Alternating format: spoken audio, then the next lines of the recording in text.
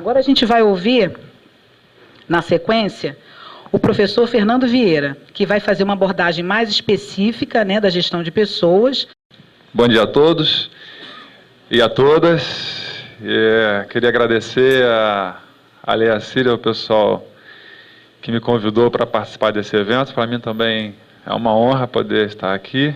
Vamos ver se eu vou conseguir conversar um pouquinho com vocês sobre os modelos de gestão de recursos humanos e tentar trazer uma abordagem voltada para a área de gestão por competências, que foi o que ela pediu para a gente fazer, né? Bom, a proposta que eu tenho para a gente conversar hoje é de tentar resgatar um pouco historicamente o que tem sido a área de recursos humanos ao longo do século XX e início do século XXI. E para a gente falar de gestão de competências ou gestão por competências, é importante a gente tentar entender historicamente como que a área de RH ela foi crescendo ou não ao longo desse tempo. Meu colega, professor Emanuel, já destacou alguns pontos. E se a gente pudesse colocar aí um ponto de partida interessante para entender muitos dos desafios que nós temos para a área de recursos humanos, eu colocaria aí a Revolução Industrial, quando a gente tem os primeiros indícios do paradigma taylorista-fordista de administração, que vai trazer uma mudança significativa para o trabalhador e para a área de recursos humanos. Ora, se tem algo que aconteceu de extrema importância nessa passagem do modelo mais artesanal de trabalho para o modelo industrial, é exatamente a visão de trabalho de trabalhador que se tem a partir desse momento. Não é? Então, antes das máquinas, como é que o trabalho e o trabalhador eles eram percebidos e desenvolvidos? O artesão ele tinha aquela capacidade de visualizar e de dominar todo o processo produtivo. Vocês sabem disso. E com as máquinas, ele passa gradativamente a ocupar apenas um fragmento, uma parte do processo de trabalho. E daí que a gente consegue perceber por que o nome da área de gestão dos recursos humanos. Nós temos um naipe variado de recursos financeiros, recursos materiais, recursos tecnológicos, e os recursos humanos entram mais ou menos no mesmo bojo. Então há uma dicotomia e há um paradoxo que a gente não consegue resolver até os dias de hoje, que acaba culminando nessa distância entre o discurso e a ação, aquilo que se fala dos recursos humanos e aquilo que a gente efetivamente consegue fazer. Então, o professor Emanuel já falava um pouquinho sobre isso anteriormente, mas é interessante a gente perceber que o nosso desafio maior para fazer a gestão de pessoas, ele está exatamente em olhar para a gestão humana dos recursos. É diferente de falar da gestão dos recursos humanos.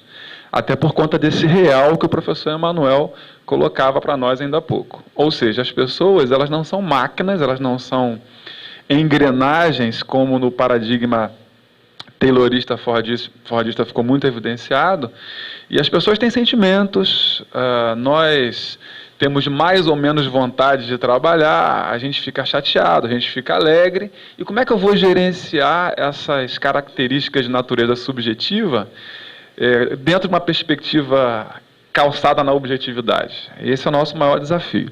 Então, para a gente tentar avançar um pouquinho, eu queria lembrar com vocês aqui 4 básicos modelos de gestão de pessoas. O primeiro deles aqui eu estou chamando de administração de pessoal, que no meio popular a gente denomina de DP, Departamento de Pessoal, e muitos dos nossos colegas do Departamento de Pessoal às vezes são injustiçados, né? Porque as pessoas falam, isso é DP, isso é RH, e o DP, que é a parte das exigências normativas, os aspectos jurídicos, a contratação, o pagamento, a manutenção, que a gente chama de recursos humanos das pessoas, eles acabam sendo injustiçados porque é uma exigência legal que precisa ser feita e parece que são duas coisas que estão em mundos separados, né? O DP e o RH. E esse o RH parece até um ente especial que vai fazer mágica, né? Vai fazer milagre, vai resolver os problemas de todo mundo, e a gente sabe que não é bem assim. Então, a administração de pessoal seria o primeiro modelo que estaria localizado lá no início do século XX, com o paradigma taylorista-fordista. Nesse particular, ainda nesse momento, a gente não tem um foco nas pessoas como principais agentes, como principal ativo de transformação da realidade. Porque o paradigma taylorista-fordista, quando a gente vai falar de competências, ele não considera os aspectos comportamentais ainda como elemento da administração. Tá certo? Lá na administração de pessoal, as competências, elas são voltadas apenas para os aspectos técnicos. É isso que o Taylor vai fazer lá com o estudo de tempos e movimentos. A gente vai... O padrão, a tarefa padrão e o operário padrão que são as coisas mais importantes para a administração. Então, nós não temos ainda na administração de pessoal o aspecto comportamental como elemento da administração. Aí sim, no segundo momento, a gente vai ver no quadrinho, na lâmina seguinte, eu estou querendo dizer com essa ruptura de modelo, a gestão de recursos humanos, a partir da década de 30, com a experiência de Hawthorne, lá nos Estados Unidos, eu já vou explicar, é que começa a considerar o comportamento humano como elemento também importante da administração. Então, quando a gente está falando de gestão por competências, é a partir desse modelo que a gente começa a considerar dois aspectos de competências. O aspecto técnico e o aspecto comportamental.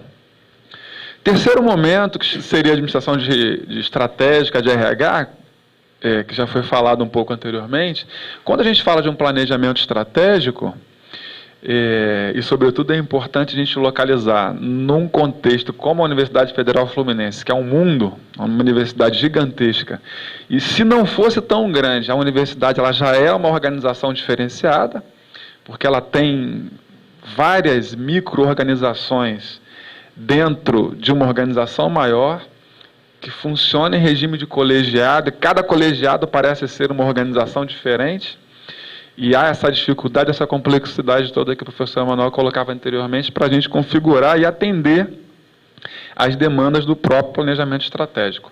E para a área de recursos humanos, o planejamento, ou melhor, a administração estratégica de recursos humanos, ela, em tese, ela deve acompanhar o planejamento estratégico da universidade como um todo, da administração como um todo.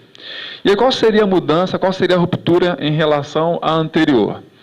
É que no momento em que a administração de recursos humanos começa a considerar o aspecto comportamental como também parte da administração, em algum momento, o foco da junção desses dois aspectos, técnico e comportamental, ele não fica tão garantido. E aí o modelo da administração estratégica, ele surge para tentar dar uma otimização dessa junção desses dois aspectos, técnico e comportamental. A gente já vai ver daqui a pouquinho. E isso começa a ter uma vigência um pouco maior aqui no Brasil a partir da década de 80, e para nós, aqui no Brasil, na América Latina em geral, a partir dos anos 2000 é que a gente começa a ter um contato maior com as ideias de gestão por competência e gestão do conhecimento. Aí o professor Emanuel me ajuda, me corrija se eu estiver equivocado. Do ponto de vista da prática, né, não que a gestão do conhecimento, a gestão por competência tenha surgido nos anos 2000. Muito antes, nós já temos trabalhos na literatura que abordam esses modelos. Mas aqui no Brasil, a história de a gente começar a implementar, ouvir falar dessas práticas, tem mais intensidade a partir dos anos 2000. Então, esse quadrinho tenta ilustrar um pouco dessas supostas rupturas, pelo menos no que tange ao escopo teórico de cada um desses modelos.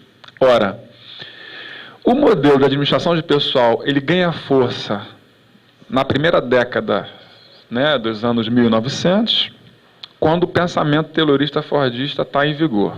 E o perfil desse modelo, a gente está classificando aqui como um perfil taylorista. Ou seja, o DP, ele existe e não há atividade de recursos humanos como nós conhecemos hoje. A gente contrata, paga e demite, é o que configura o modelo de recursos humanos. Depois, aqui no Brasil, década de 40. Mas a experiência de Hawthorne, que precede a esse modelo, ele vai acontecer no final da década de 20 e início da década de 30.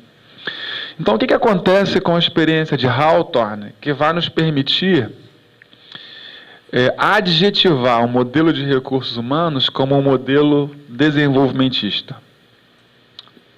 Alguém conhece a história da experiência de Hawthorne? Bom, muita gente acaba até confundindo o escopo da pesquisa. A experiência de Hawthorne foi uma pesquisa feita na empresa GE, em Chicago, nos Estados Unidos. O nome do bairro era Hawthorne. E essa experiência ela foi feita com operadoras que montavam aparelhos de telefone, com operárias que montavam aparelhos de telefone. Ora, estava em ebulição a tentativa de se maximizar a produtividade, de se alcançar ao máximo possível os rendimentos, os resultados da administração. Então, inicialmente, o escopo da pesquisa previa medir a relação direta entre intensidade da luz e intensidade da produção. Não só da luz, de aspectos do ambiente, né? Se eu aumento a intensidade da luz, eu vou ganhar em quanto de aumento de produtividade. Se eu coloco um ambiente de fábrica mais ventilado, eu vou ganhar em quanto em produtividade. Então, a ideia dos pesquisadores era essa. Não estava no script da pesquisa algo que aparece no dia a dia ali da observação. O que aparece como importante no dia a dia da observação? Vocês podem imaginar, vou fazer uma provocação às mulheres, hein? E olha que a porta está longe para mim, para eu correr vai ser... Vocês podem imaginar a pesquisa sendo feita com um grupo de mulheres operárias montando o telefone. E vou fantasiar um pouquinho aqui a história para a gente ilustrar e realçar o que eu estou querendo falar aí do que aparece como resultado da experiência. Então imaginem vocês numa mesma sala, operárias que tenham todas elas afinidades entre elas. Todas são mães, casadas, gostam de novela, são vizinhas, né? Todas gostam de cozinhar. Vocês podem imaginar o que acontece nessa sala com essas operárias montando o telefone? Hein? Vocês podem imaginar? É muita conversa? Pois é. A questão era que o regime taylorista de administração até então era um regime muito rígido. O Taylor conta a história que Taylor era um cara neurótico por relógio. Ele andava com um reloginho medindo tudo. Quanto tempo eu levo para fechar a camisa de cima para baixo, se é mais rápido do que de baixo para cima. Imagina a neurose do camarada, né, andando com um reloginho medindo tudo. E imaginem que esse tipo de característica é a que a gente hoje chama de toque, né? Imagina um indivíduo com essa característica sendo o precursor do estudo conhecido como estudo de tempos e movimentos. O cara estava ali o tempo inteiro controlando. Olha, nada de respirar agora, hein? Claro que eu estou exagerando, né? Você tem que produzir. Então, essas operárias, elas estavam ali na pressão para aumentar a produtividade. Só que o próprio Taylor previu, no estudo de tempos e movimentos, que o indivíduo ele tem um limite de produção. Tanto é que o descanso, o elemento da fadiga, quando ele fez a experiência lá com os operários, para selecionar o operário padrão, né, aqueles operários que carregavam as barras de ferro, ele fez essa previsão. Você vai caminhar não sei quantos metros com 50 quilos de barra de ferro nos ombros. Quando eu falar para, você para. Porque ele sabia que a capacidade do operário, ela tinha um limite. Então essas operárias, elas estavam sob pressão. Mesmo elas estando ali doidas para tricotar, para conversar daqui, conversar dali, mas o chicote... Mas só que aí essa interrupção para o descanso revelou algo que não estava no script da pesquisa, na experiência de Hawthorne. Né? Olha, quando dava o coffee break, elas estavam agoniadas, né? Nossa, mas você viu a cena da novela? Para daqui, conversa dali, conversa daqui lá. E aí os pesquisadores, mesmo preocupados com o aumento da produtividade, eles começaram a observar que quando essas operárias retornavam para o ambiente de trabalho, por mais hostil que ele parecesse, aquela característica de elas terem afinidade entre elas fazia com que a produtividade daquele grupo aumentasse muito mais do que os elementos que estavam na berlinda do ponto de vista da investigação. Ora, se eu aumento a iluminação em 10%, eu posso dizer que eu aumento a produtividade também em 10%? Pode ser até que sim, mas se eu coloco no mesmo grupo pessoas que tenham afinidades entre elas, esse fator pode aumentar muito mais a minha produtividade do que o elemento iluminação, ventilação e etc, etc. Então, não estava no script da pesquisa, mas esse elemento, o que para nós parece óbvio nos dias de hoje, traz uma ruptura para a administração de RH, que é a seguinte: se antes as competências técnicas eram o único objeto de preocupação dos administradores, a partir da experiência de Hawthorne, o aspecto comportamental dos indivíduos em grupo vai passar a ser objeto também da administração. Então, a partir daí, a gente vai chamar esse modelo de desenvolvimentista, porque agora as pessoas são estimuladas a desenvolverem. A gente tem lá desenvolvimento gerencial, porque é a partir do gerente que a gente começa a transformar os grupos em equipes e uma série de outras coisas. Agora, é importante que a gente não faça essa leitura de modo acrítico. A administração, ela é uma administração dentro do sistema chamado sistema capitalista.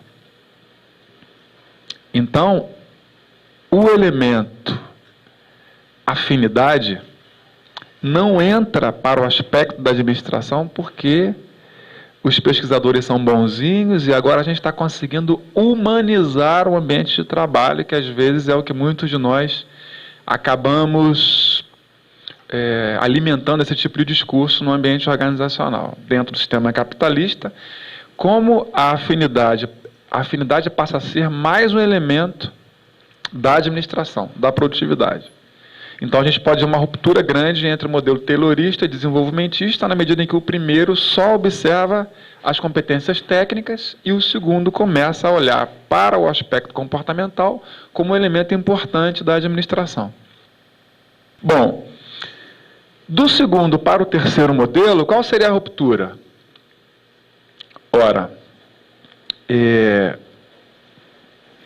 começa a ganhar força no mundo empresarial o que se chama de planejamento e administração estratégica, que vocês já devem ter ouvido falar de alguma maneira, que agora as organizações precisam montar a sua missão, a sua visão, ter o foco nas metas, e o alcance dos objetivos ele precisa estar direcionado para um norte que geralmente é definido lá no nível mais superior da organização.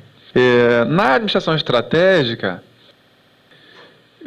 o que acontece? Também vou fantasiar um pouquinho aqui para ver se a gente consegue entender a ruptura do segundo para o terceiro. Ora, a organização informal, que foi um elemento muito bem explicado e descrito pelos estruturalistas, e nesse movimento um dos principais professores e pesquisadores que apontou Esse elemento foi o professor Max Weber, que vocês já devem ter ouvido falar, que às vezes há alguns equívocos em relação a esse nome no que se refere aos estudos da burocracia, mas enfim. O que acontece? A organização informal, que são as pessoas, que é o real, como dizia o professor Emanuel, que a gente não tem como prever o tempo inteiro, controlar o tempo inteiro, essa organização informal ela passa a estar muito mais em evidência a partir do modelo desenvolvimentista de recursos humanos. Se o comportamento das pessoas no modelo taylorista não era sequer, não é que ele não era observado, ele era observado, mas não era preocupação da administração. Então, agora, ele passa a estar em evidência, o aspecto comportamental. O que vai dar mais vida à administração estratégica no que se refere à administração de recursos humanos é tentar conciliar esse aspecto da informalidade com o elemento gritante da organização formal, que são as normas, as metas e a produtividade que a própria organização pretende alcançar. Então, vamos supor que no nosso setor, aqui na UF, no setor, qualquer setor, lá mesmo no DDRH, vamos supor que a Patrícia, além de administradora, que ela seja uma exímia pianista, adora música, enfim. E ela descobre que tem um evento em Viena, que vai reunir todos os músicos do mundo inteiro, e ela vai chegar para o seu superior imediato e vai dizer assim, olha, eu tenho vontade, interesse de ir a esse congresso em Viena, porque, olha, eu sou pianista, eu gosto muito de música, vou aprender muito lá e etc. Se nós estivermos no modelo de recursos humanos, chamado de desenvolvimentista, a administração de RH, o que é que o superior imediato da Patrícia vai dizer para ela? Vai ou não vai para o congresso em Viena? O que vocês acham? Vai. Porque a organização informal, o peso na organização informal, as pessoas lembram, olha, as pessoas têm que estar felizes, porque, olha, se elas estiverem com seu bem-estar garantido, seu bem-estar social garantido, isso entende-se que esse bem-estar psicológico, emocional, social, de modo geral, isso vai me garantir maior produtividade. Acontece que os estruturalistas já revelaram o seguinte, no sistema capitalista é impossível a gente sustentar um tipo de valorização demasiada à organização informal, porque as normas, os procedimentos e as metas estão gritando. Aí é que surge, então, uma valorização maior para a administração estratégica de RH. E aí, se o superior imediato dela tem as características predominantemente da administração estratégica, o que ele vai dizer para ela? Depende. Se você consegue me provar que a atividade de pianista vai agregar valor à tua atividade de administradora, e se a gente tem no nosso orçamento previsão para capacitação assim, assim, assado, aí você vai fazer o curso. Se não, sinto muito, mas a gente não tem como atender a sua demanda. Não sei se com esse exemplo eu consegui ilustrar a diferença entre a administração de recursos humanos e a administração estratégica. Então, a administração estratégica ela surge com essa tarefa de tentar fazer com que os interesses e necessidades dos trabalhadores sejam convergentes àquilo que foi definido lá na estratégia da organização como um todo. Ora, e agora que começa então o maior questionamento. A partir da década de 2000, aqui no Brasil, em termos de práticas de gestão, a gente começa a ouvir muito falar em gestão por competência e gestão do conhecimento.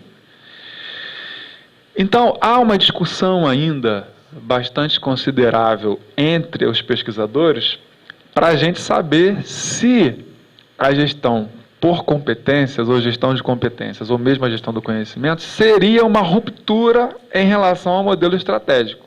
Alguns pesquisadores acham que sim.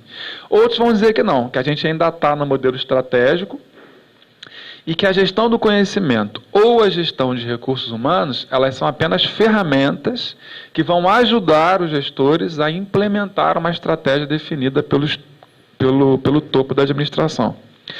Seja uma ruptura ou não, essa foi a proposta que me foi feita, de conversar um pouquinho mais detalhadamente sobre a gestão de competência.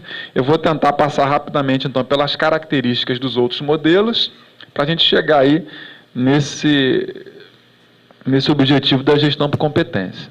Então, apenas para relembrar, a gestão de recursos humanos, o primeiro modelo, as pessoas são vistas como homem econômico e social separadamente. Lembram-se que se alguém tivesse algum problema pessoal para ser resolvido no chão de fábrica, a administração terrorista vai dizer o seguinte: desculpe, sinto muito, o problema é seu.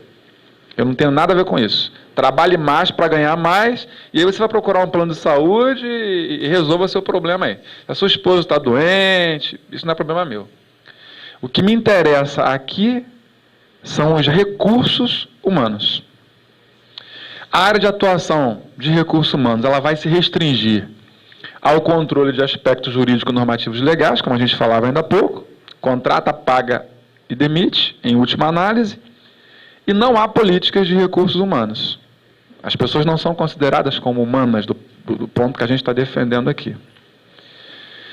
Os sistemas vão se basear quase que exclusivamente em exigências legais a pagamentos de salários. E o status da área, quando a gente pega aquele organograma, a área de RH, o DP está lá embaixo. Às vezes tem uma gerência administrativa e o DP está concorrendo, às vezes, com assuntos de finanças e quase não é contemplado nas preocupações centrais da administração. O segundo modelo, então, as pessoas vão buscar o desenvolvimento de suas potencialidades, sobretudo quando a gente vai falar de aspectos comportamentais, porque agora elas passam a ter vez em relação a esse elemento. A área vai se basear ao desenvolvimento da função gerencial, porque os gerentes são vistos como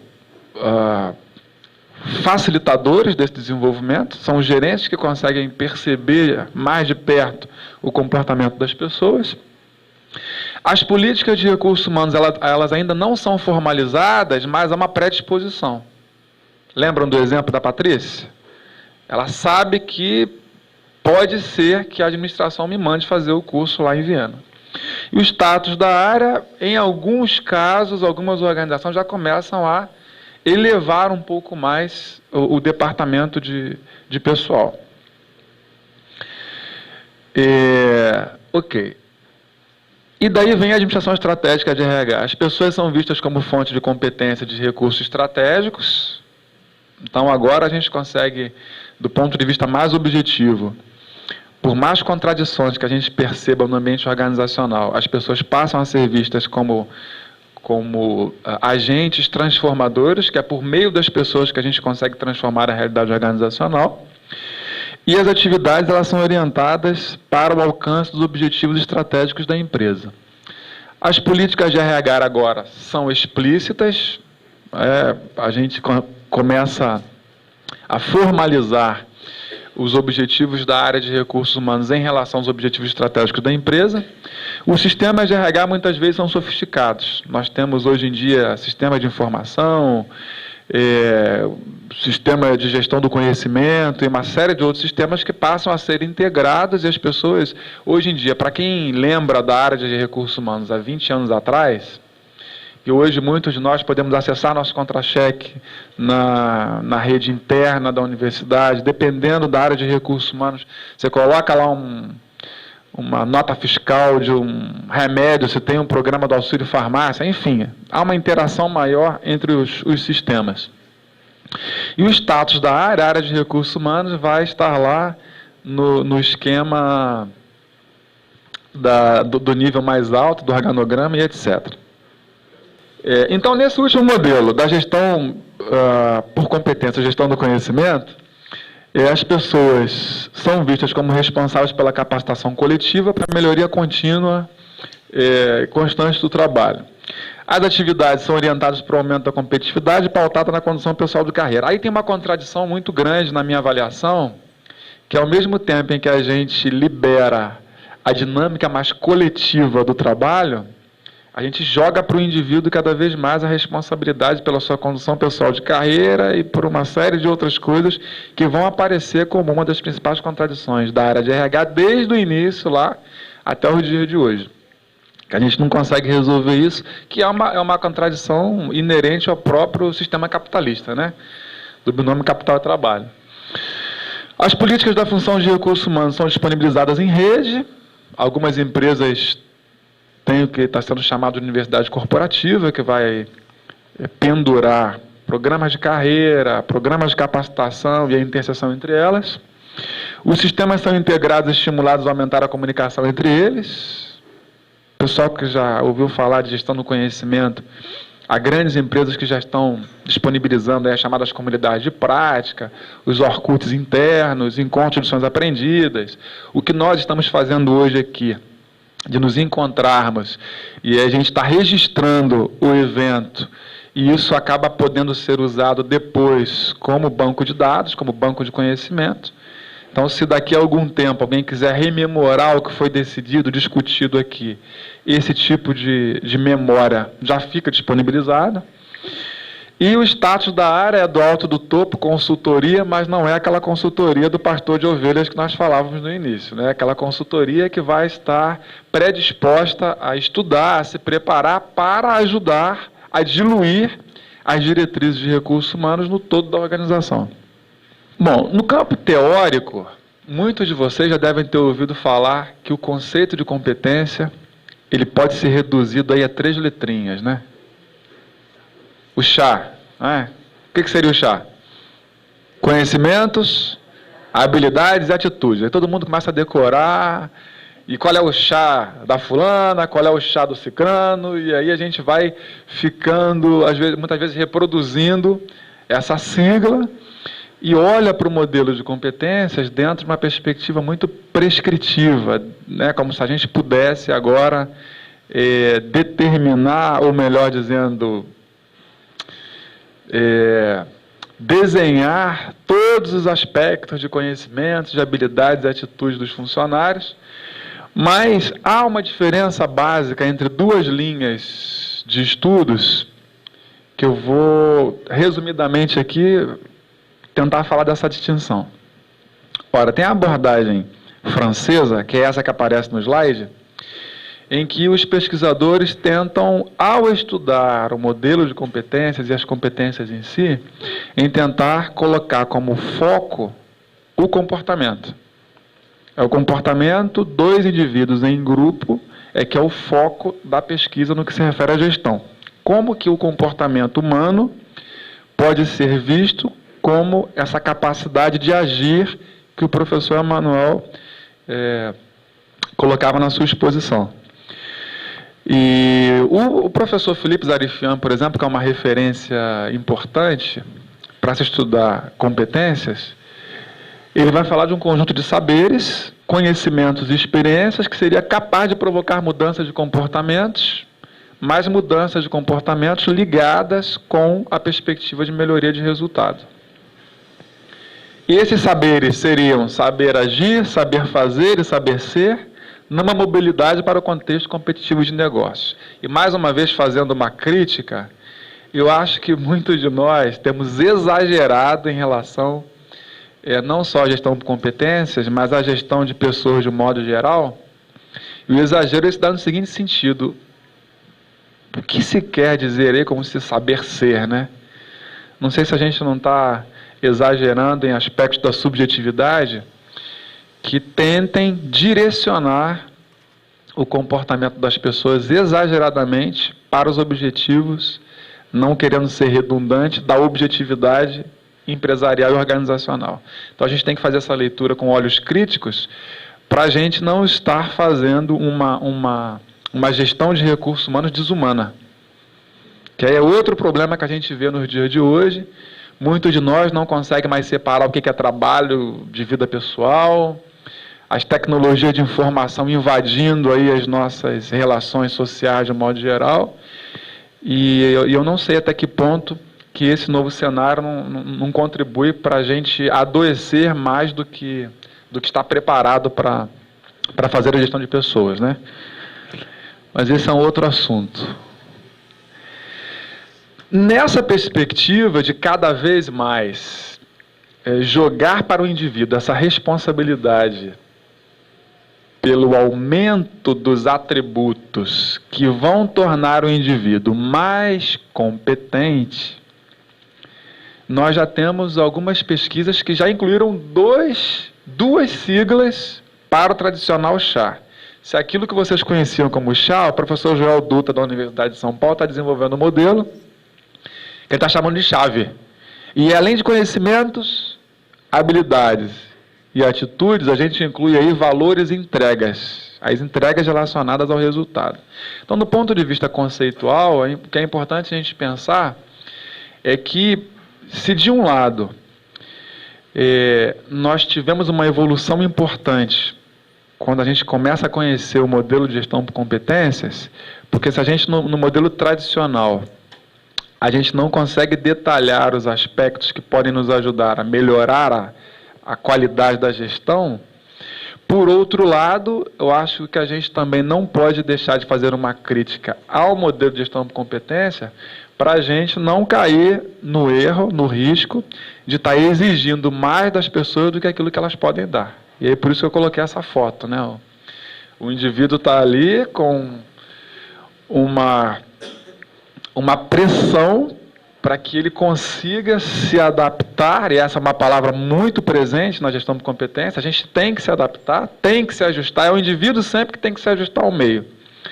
E aí, não sei se de determinada forma a gente não está forçando as pessoas a terem atributos maiores do que elas possam suportar.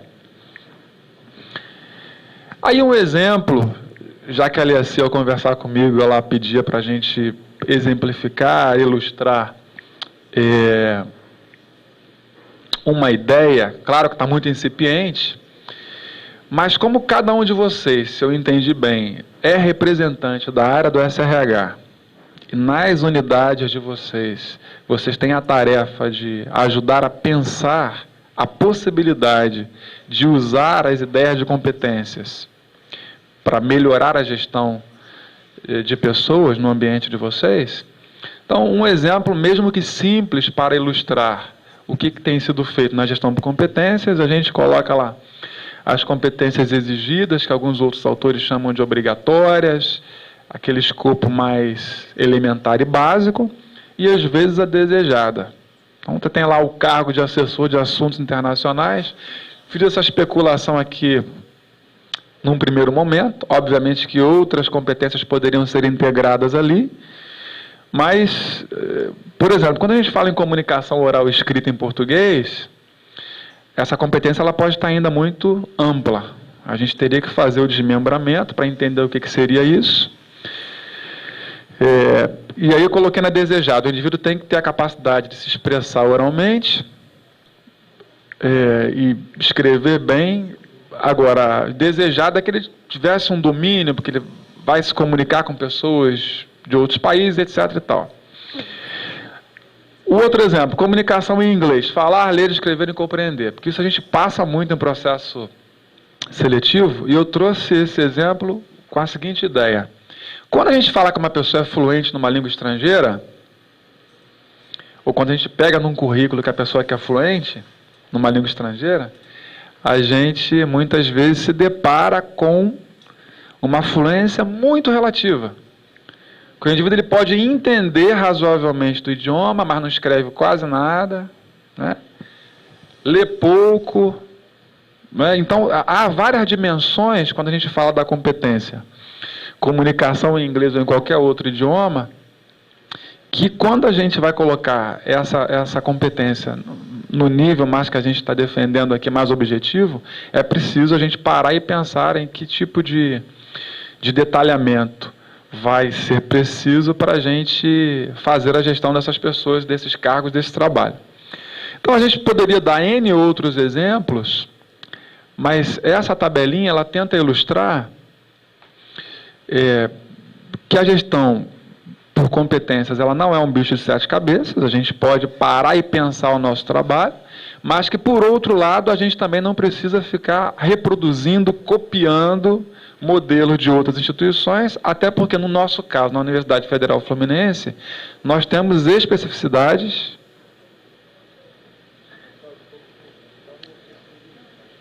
Tá bom, então vou concluir.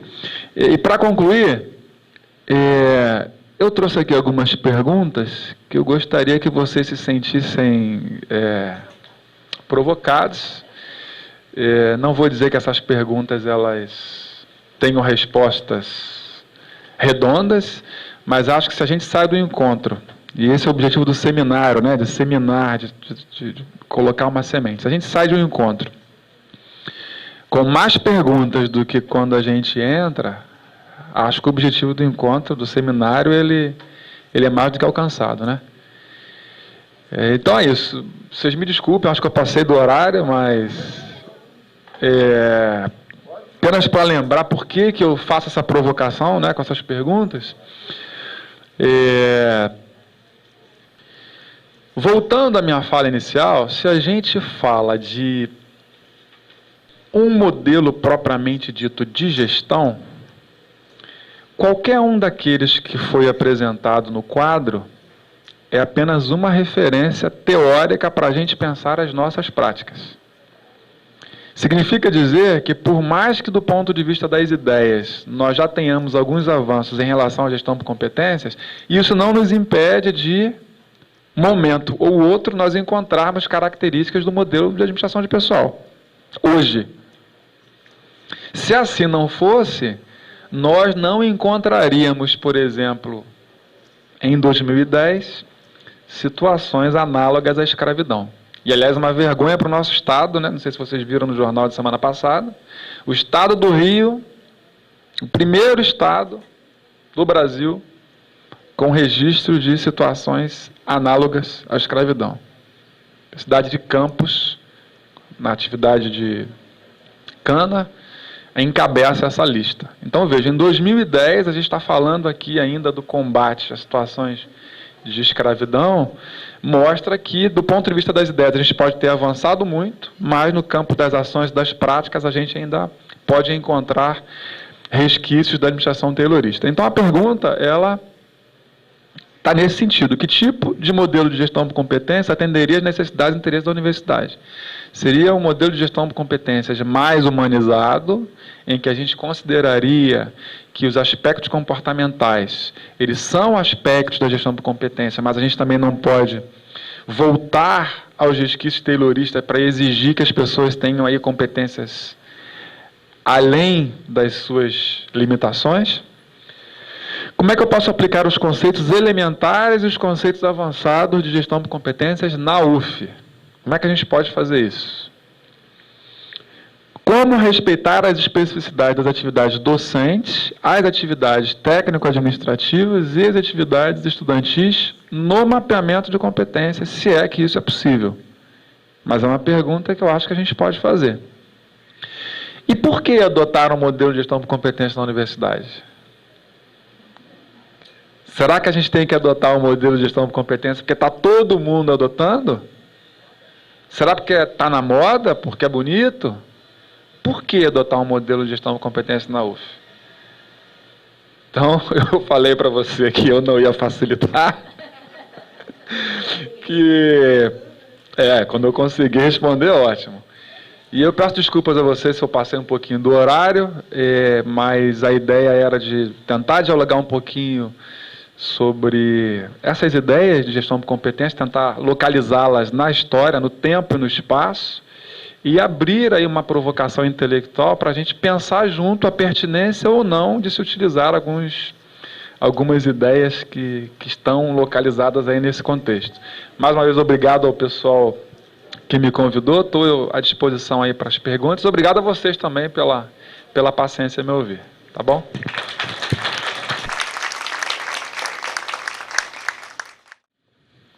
Primeira pergunta. Vamos lá, gente, a hora é essa, depois, ó. Patrícia.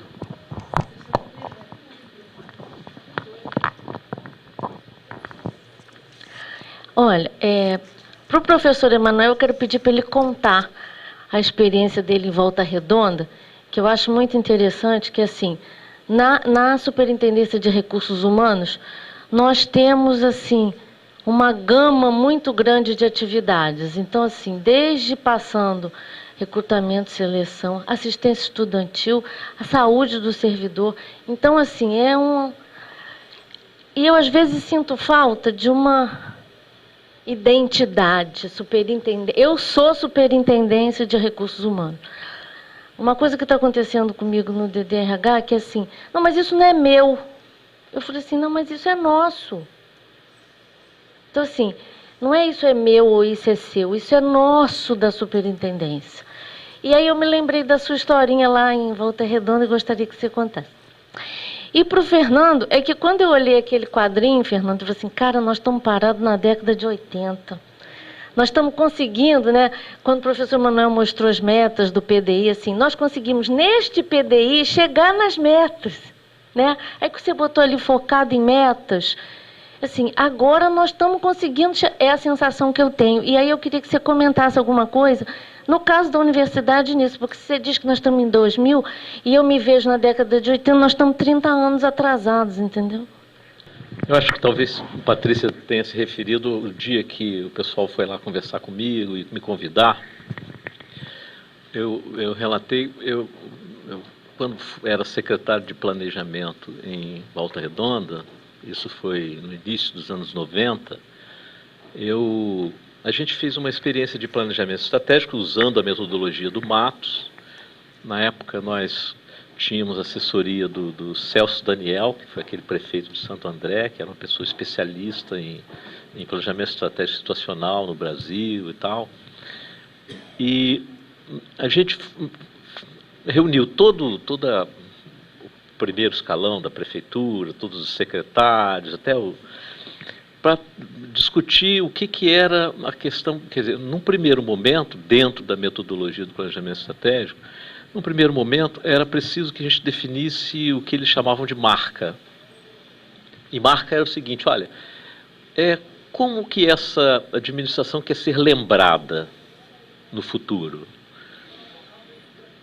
Vocês imaginam, era um governo do PT e PSB, era um governo de esquerda, e a esquerda tradicionalmente tem umas bandeiras de saneamento básico.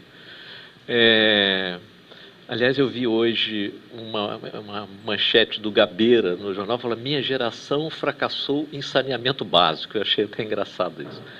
Mas as bandeiras da esquerda sempre foram saneamento básico, educação, saúde, etc, etc. E aí a discussão reuniu todo mundo, né, com a assessoria lá, foi uma discussão extremamente dura, pesada, não, porque educação, e não sei, cada um querendo dizer o que ia ser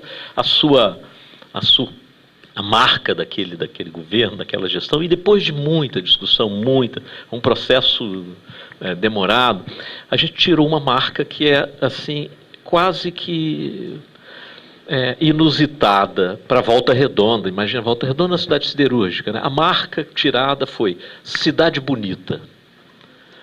Tudo que Volta Redonda não era. Uma cidade siderúrgica, poluída, etc, etc, e a marca passou Cidade Bonita. E com isso a gente criou a necessidade de que todas as políticas, todas as secretarias, todos os setores, na sua construção de política, dissesse em que isso contribui para a cidade bonita. Em que a educação contribui para a cidade bonita, em que o planejamento contribui, em que a saúde contribui, etc, etc. Isso forçou, isso deu assim um eixo. É claro que tinha muita forçação de barra, né? Mas isso deu um eixo, né, um fio condutor, que depois acabou. Eu tenho agora, pode ser excesso de otimismo, né? Eu fico olhando, Volta Redonda hoje, é claro que cidade bonita é difícil, né? Mas é uma cidade que tem, por exemplo, plantinha, florzinha nos postes. Não sei se vocês foram lá recentemente, o cuidado com a cidade chega ao exagero de ter planta. Eu estive lá ontem, né? Ontem teve o evento, coisa de planta no poste. É uma cidade que, faixa de pedestre, você põe o pé, os carros param. A gente ficou espantado. Brasília é um pouco assim, mas Brasília está deixando de ser. Está deixando. Mas você bota o pé, o pessoal para, a gente ficava desconfiado, eu, Tiãozinho, Patrícia foi também, a gente botava o pé, os carros vinham parando, o ônibus, eu falei, não, o ônibus pode ser que não pare, sei lá, mas a gente atravessava. Isso é um processo, eu acho que isso é um processo, eu quero crer, tem fortes indícios de que é um processo que marcou não apenas aquela administração, mas administrações seguintes também. Cidade Bonita foi uma marca legal. Forçou a gente a fazer isso. Eu não sei se era essa experiência que você... Estava falando para que a gente possa fazer isso também. Isso é uma coisa institucional. É preciso que a instituição construa isso junto. Acho que o PDI é um lugar legal. Nós temos uma marca no PDI que veio desde o primeiro PDI de 2003, 2007, que é... Qual é o eixo central do PDI da UF? Expansão de vagas e melhoria qualitativa dos cursos.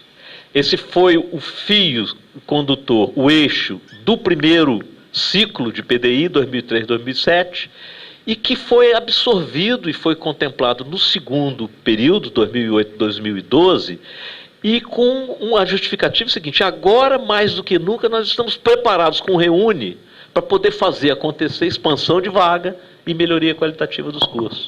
Então, quer dizer, essas marcas, elas costumam até fazer sentido, né? Por mais que seja forçação de barra, costuma fazer sentido.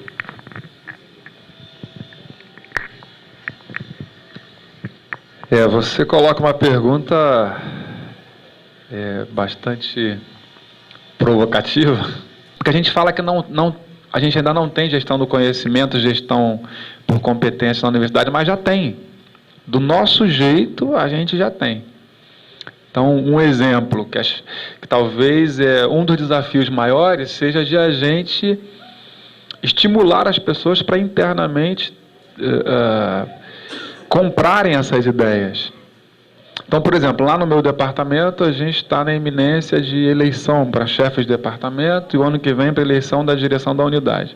E todas as vezes que a gente monta o processo da consulta, e se tem um professor novo que nunca participou do processo, não conhece, fica desorientado, por onde eu começo?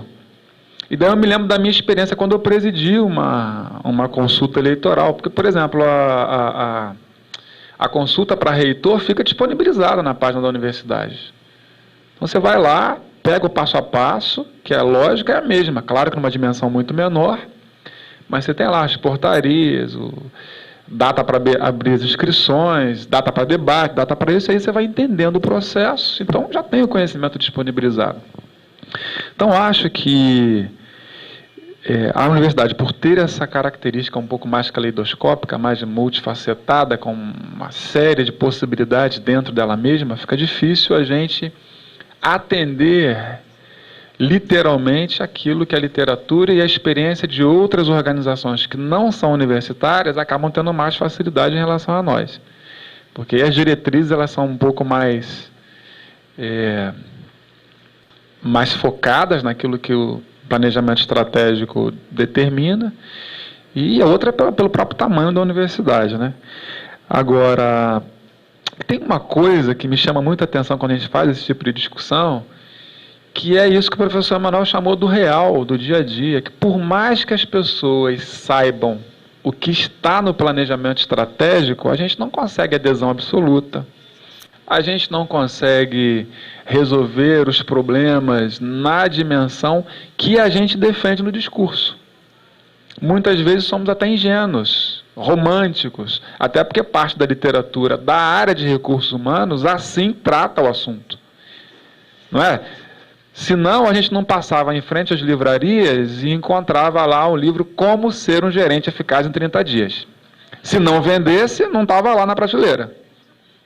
E um monte de gente compra e volta para o seu ambiente de trabalho. Por que não deu certo aqui? Ou por que só deu certo na minha experiência, por exemplo, com um grupo no ano passado? E para não me delongar muito, eu me lembro do Weber, quando ele vai explicar liderança. Porque ele usa lá os 3 tipos de autoridade para explicar liderança. Ele vai falar da autoridade carismática, a autoridade tradicional e a autoridade racional legal. E aí, o que o senso comum faz? O que a gente ingenuamente faz no dia a dia? A gente acha que liderança só tem autoridade carismática.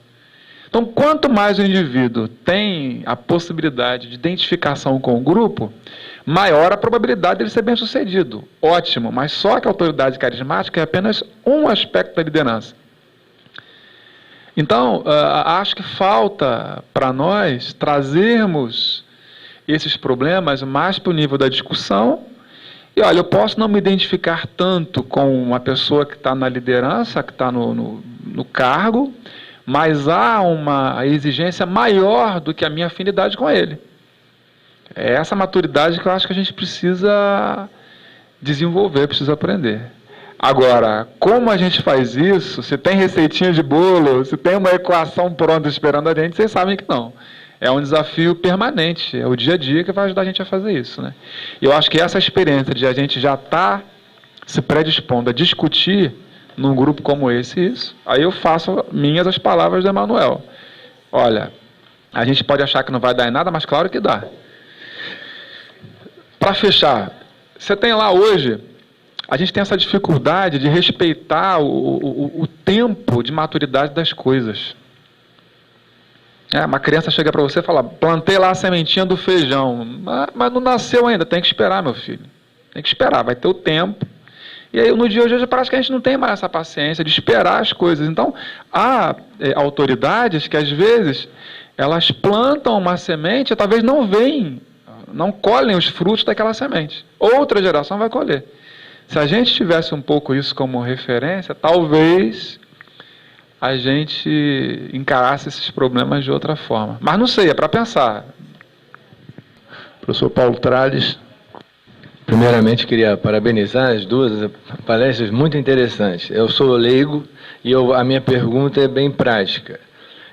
Eu gostaria de saber se há alguma literatura sobre gestão de pessoas na administração pública. Não precisa nem ser dentro do contexto Brasil. Eu nunca ouvi falar, eu imagino que a gente fale de gestão de pessoas, mas dentro de uma orientação pública aqui ou em outro país, há diferenças e há alguns dogmas difíceis de serem transpassados. Era isso que eu queria saber, porque eu acho que eu gostaria de ler uma obra nesse sentido.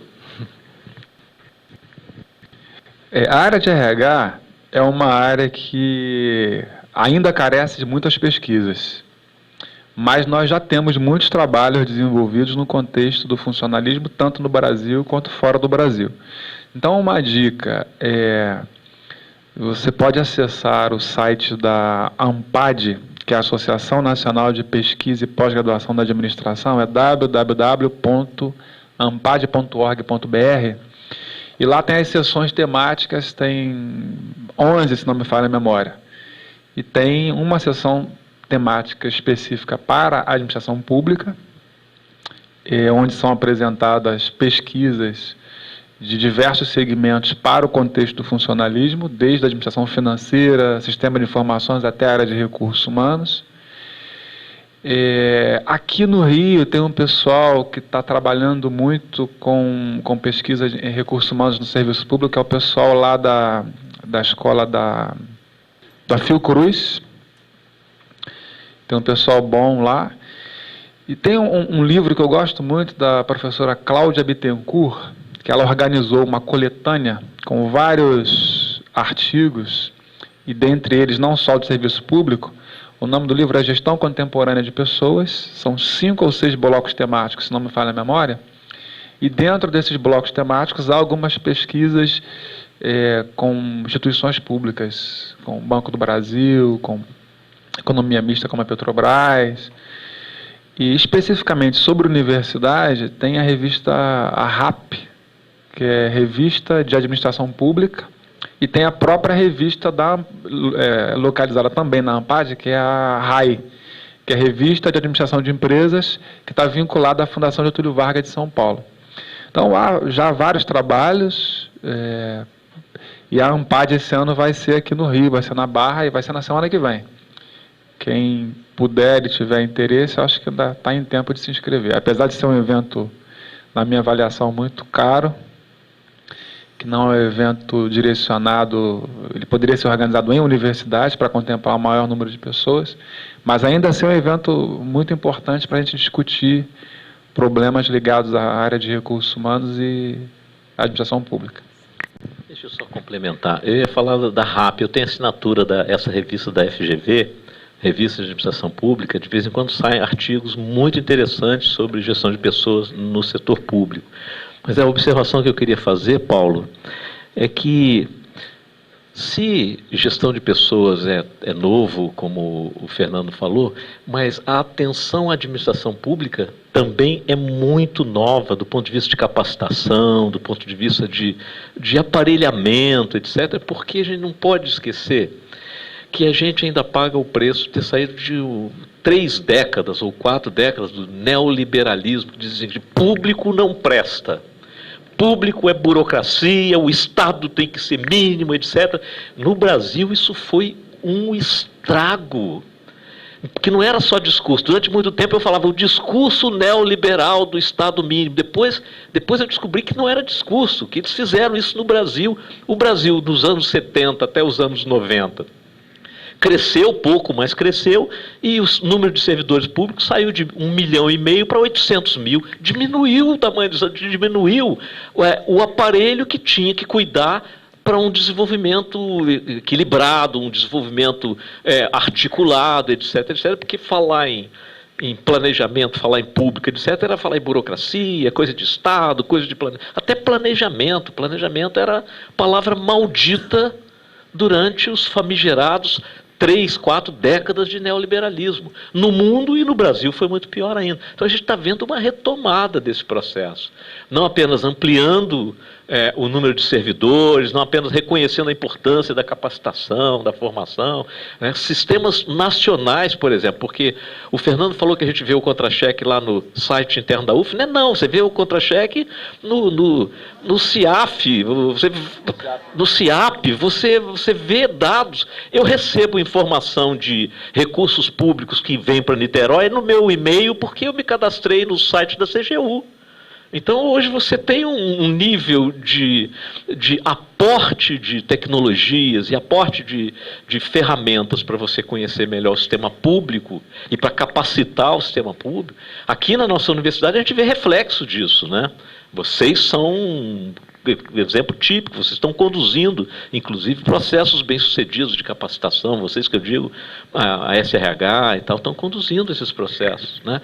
É um momento legal, mas cheio de desafios, né? Cheio de desafios, porque o arraso foi muito grande. A Leacir está inscrita, então na fala da Leacir a gente vai encerrar as inscrições e eu estou inscrito depois da Leacir. A minha pergunta ela é bem específica, bem objetiva, que é no sentido da gestão por competências numa instituição pública, onde os seus servidores têm um plano de carreira definido, onde você tem atribuições específicas previstas para cada cargo. Então, a minha pergunta é que normalmente eu faço a todos os eventos que eu vou, quando se fala de gestão por competências, é possível implantar a gestão por competências preservando toda a sua conceituação, sem degenerar muito do conceito para a prática, considerando esse contexto em que há tantas amarras, né, com relação à atribuição, porque quando eu fujo dessas atribuições eu sou, eu acabo sendo considerada como um servidor em desvio de função, e o que é ilegal do ponto de vista da previsão do nosso estatuto. É isso.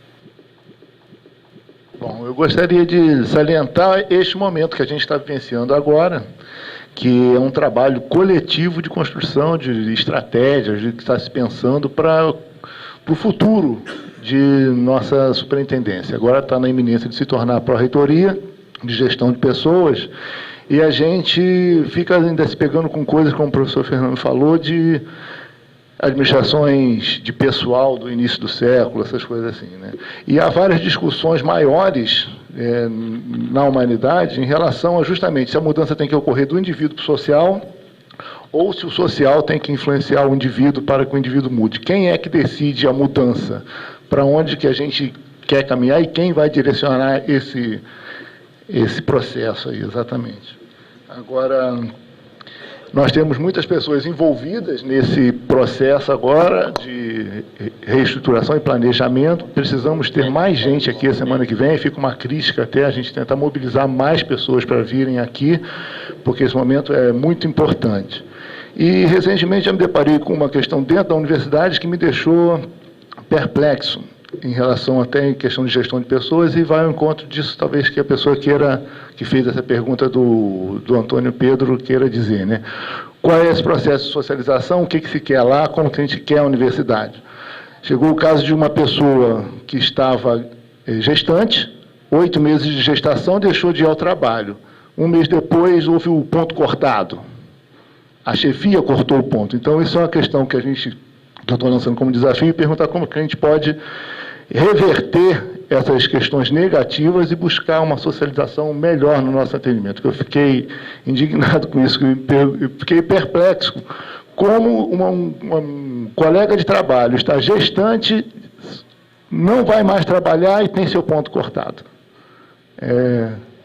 A pergunta e também um desabafozinho. Bom, Liacine, em relação ao atendimento das ideias básicas da gestão por competência no serviço público, eu penso que a gente tem desafios significativos, em primeiro lugar, porque a gente precisa respeitar a legislação que rege o meio de contratação de servidores, né? Não só a Constituição Federal, como a própria Lei 8.112. Para o processo seletivo, a gente tem que respeitar o concurso público, mas eu particularmente acho que a gente tem como se organizar, detalhar alguns mecanismos de tentativa de conciliar a exigência do concurso público com o detalhamento das competências que são exigidas no setor. Por exemplo, aqui está reivindicando o servidor. Eu acho que não são coisas excludentes, não. Eu acho que a gente tem como fazer o mapeamento dos conhecimentos que são mais obrigatórios para cada setor, a gente tem como registrar isso, e na hora do processo seletivo a gente tentar direcionar.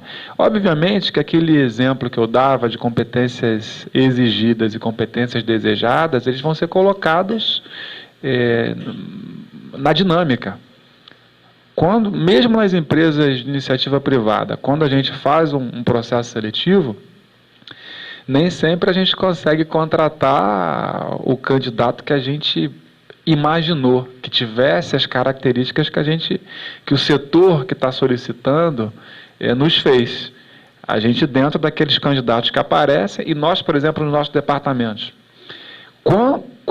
quantas vezes a gente não fica frustrado? Monta todo um processo seletivo para concurso. O último que eu presidi, por exemplo, eram 5 candidatos, eram 6 candidatos, 2 faltaram, desistiram, e dos 4, só 2 foram aprovados na prova, 2 não foram nem aprovados na prova escrita. A gente monta todo aquele processo, e aí a gente fala, bom, a gente tinha que contratar alguém que está precisando do docente de sala de aula, mas há competências mínimas exigidas para a atuação desse docente em sala de aula que eu não posso deixar de respeitar. Então, acho que há um desafio muito grande de a gente tentar contemplar aquilo que o setor está pedindo e aquilo que é exigido na legislação. Não acho que sejam duas coisas excludentes, não.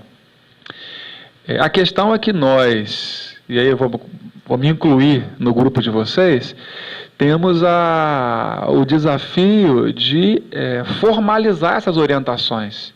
E o que vocês estão fazendo, eu acho que é um passo importante. Estão chamando as pessoas para discutir, para conversar. Olha, se vocês que estão nas unidades de vocês não observarem que há essa necessidade de vocês pensarem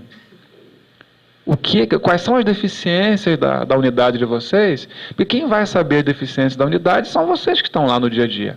Eu, que estou aqui na superintendência, não tenho a condição de contemplar. Então, eu estou chamando vocês para vocês dizerem para mim quais são os problemas e a gente vai tentar fazer esse desenho juntos. Então, acho que não são duas coisas excludentes, né? Agora, em relação ao que o Ricardo pergunta, um grupo com esse tamanho, isso aí não é só no Antônio Pedro, na universidade como um todo, nós teremos as orientações para lidar com as relações de trabalho de um modo geral. Há o desafio de a gente não generalizar pontos isolados. Agora, há também o desafio de se colocar no papel, de se colocar registrado, não só as orientações, mas como normas claras de administração, de gestão de pessoas. Porque quando essas normas elas não estão claras, a gente dá espaço para pessoas criarem as próprias normas. E aí a gente depois não tem como cobrar, porque, olha, se a gente não faz esse tipo de orientação, de formalização, fica difícil depois de fazer uma cobrança. Agora, obviamente, Ricardo, que, como em qualquer grupo, há posturas mais ou menos humanas, há posturas mais ou menos normalizadas, e vai depender de como a administração, tanto na reitoria quanto nas unidades que se fazem representadas, vão traçar esse diálogo, né? Quer dizer, há os casos, às vezes, desumanos em ambiente de trabalho que a gente tem que repudiar, se for esse o caso, fazer o levantamento de desumanização. Eu, particularmente, penso que os nossos colegas que trabalham em hospitais, não é só no Antônio Pedro, mas em qualquer hospital, eles são duplamente desafiados, né? Porque a atividade do hospital já é uma atividade um pouco mais delicada, está lidando com uma situação mais fragilizada do ser humano. Então, eu penso que a gente tem que olhar para os nossos colegas dos hospitais com olhos bem mais atentos. Então, é isso. Então, eu penso, assim, que não é que seja possível, não é absolutamente necessário a gente fazer avançar as coisas dentro do estado de regulação que existe, e que é precário e que a gente tem que, inclusive, despender esforço para mudar a própria regulação. Como é que o plano de carreira existe, tem que ser respeitado, tem que ser trabalhado, agora tem que se produzir interlocução, inclusive com os sindicatos, por exemplo, produzir uma interlocução que permita avanços. Como é que porque a gente tem que sair de um desenho. Eu fui dirigente sindical, num momento em que a gente tinha um quadro de precarização absoluta da mão de obra, por exemplo, a terceirização sendo trazida como mecanismo de precarização. Aquilo era para ser, ao invés de ser uma bandeira ideológica, era para ser um momento de uma discussão profunda. Os interlocutores tinham que estar com consciência de que, olha, precisamos, para fazer avançar as condições de trabalho, de vida, etc., etc., o trabalhador, é preciso avançar nesse diálogo. Muitas vezes, o setor público convive com legislação que, às vezes, aparentemente a gente ouve, não, mas isso segura, isso prende, não sei o quê, mas sequer as pessoas ainda se deram ao trabalho de estudar e de ver quais são os potenciais, porque a legislação ela não existe por existir, não é? Foi alguma resistência do real, foi alguma consolidação de direitos, é um pedaço da história que está ali. Você tem que dialogar com esse pedaço da história, compreendendo que ele tem que mudar, né? Compreendendo, o pessoal da gestão do conhecimento, eles trabalham com um conceito que eu acho muito legal, que traz filosofia para a gestão, é o que chama de organização dialética. A organização dialética convive com o paradoxo, não querendo eliminar um lado do paradoxo para poder resolver o problema. Elimina esse lado que pronto resolve o problema, mas como tentativa de produzir uma nova síntese. Uma nova síntese, para ser produzida, tem que ter muito mulher hora de conversa, tem que ter uma disposição e tem que ter clareza de que é preciso operar no estado de regulação atual. Não está bom? Tem que modificar. Por exemplo, um exemplo ruim que recente, na UF, que eu acho que foi ruim, foi uma pena. A história do plebiscito, por exemplo, que era um momento de fazer uma discussão muito interessante sobre que tipo de universidade, o que a gente quer, o que pode, o que não pode, o que a regulação atual permite. Não houve debate, houve uma questão muito mais ideológica, um lado se posicionando, o outro lado absolutamente quieto, mas não houve debate, eu não vi, os debates não existiam, né? Não foi por falta, né?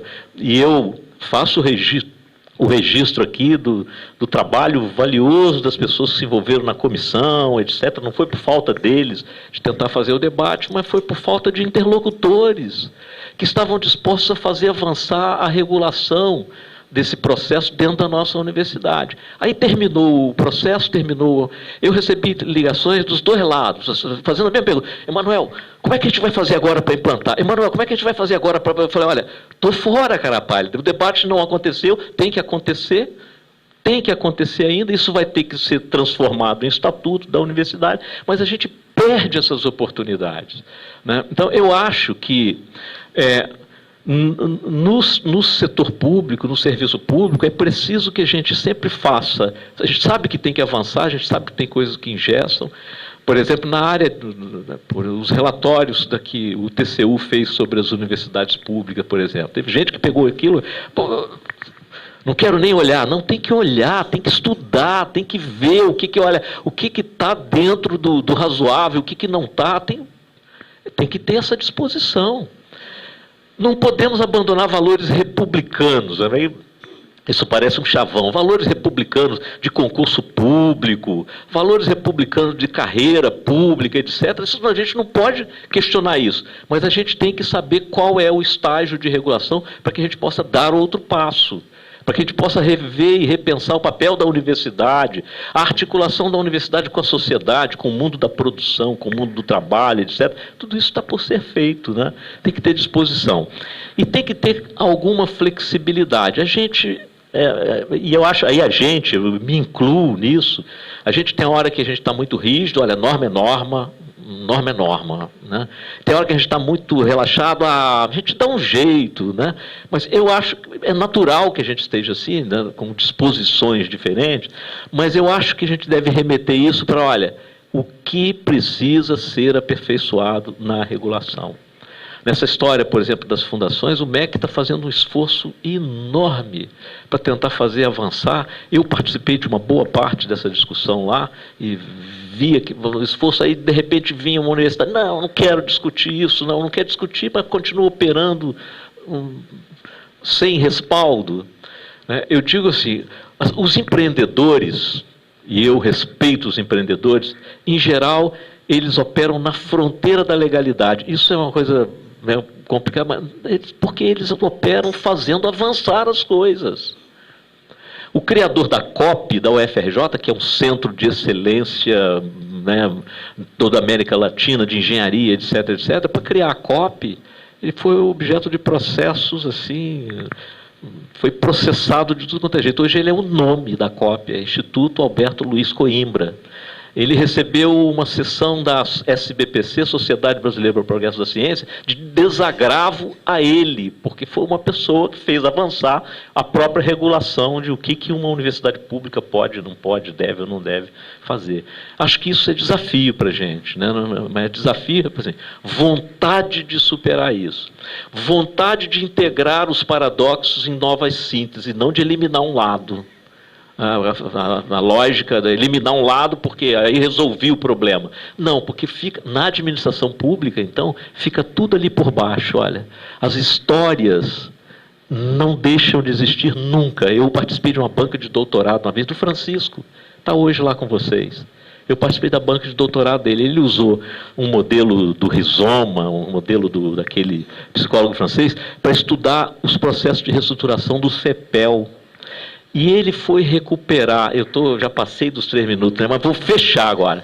E ele foi recuperar o seguinte: por que o CEPEL tinha vivido inúmeros processos de reestruturação, sempre assessorado por grandes consultorias, em alguns casos até de universidades, daquele lado das ovelhas, deve ter participado, e todos vinham com uma nova realidade, um novo modelo, este é definitivo, vai funcionar. Funcionava de um tempo, daí a um tempo fazia água e contratava-se nova.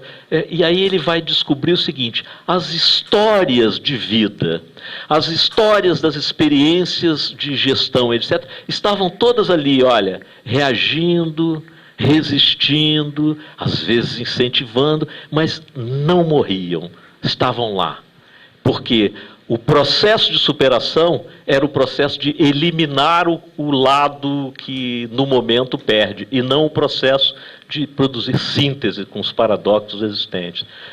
Isso ainda pode ser teórico, trazer filosofia para dentro da gestão, mas a gente tem que ter essa disposição. Eu penso isso. E é possível, eu acho que é possível. Tudo é possível avançar.